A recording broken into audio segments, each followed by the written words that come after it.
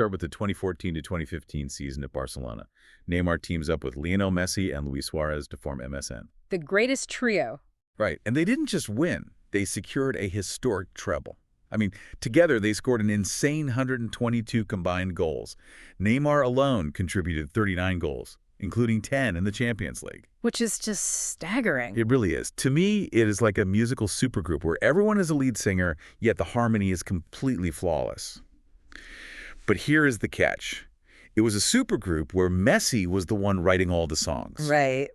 Even if Neymar sang the absolute best solo of the night, well, the album cover still had Messi's face on it. What's fascinating here is the tactical reality driving that dynamic. Yeah. Because it wasn't just, media bias keeping Neymar in the shadows. Functionally, Messi was dropping deep into the midfield. He was acting as the primary orchestrator and the architect of the attacks, while Neymar was largely the explosive finisher on the wing. Yeah, that makes sense. So, because Messi controlled the tempo and the very heartbeat of the team, Neymar was structurally blocked from being recognized as the absolute best player in the world.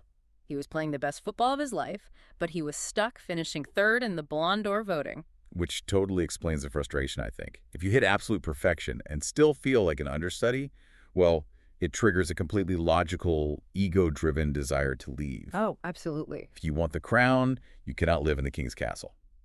And that brings us to his world record €222 million move to Paris, where he forms a brand new attacking trio, CNN, with Edinson Cavani and a young Kylian Mbappe. Yeah, the goal was clear there. He wanted to replicate the European glory of Barcelona, but do it as the undisputed focal point of PSG. Yeah.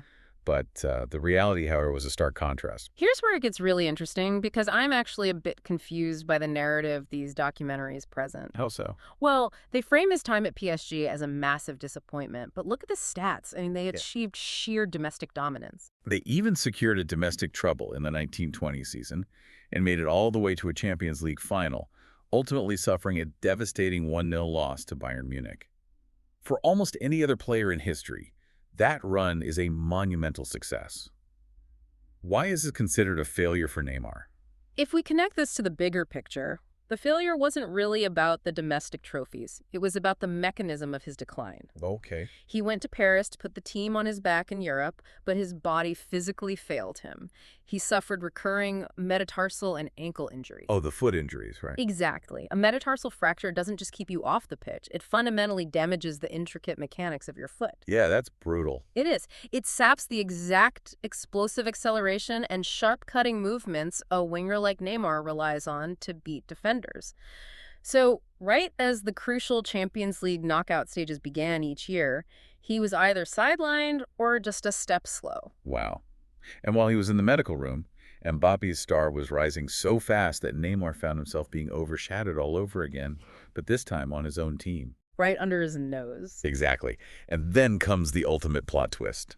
Messi joins PSG. The very shadow he spent €222 million to escape followed him all the way to France. That is wild. Yeah. And with Messi and Mbappe now sharing the pitch and dominating the tactical flow, Neymar was structurally pushed down the hierarchy yet again.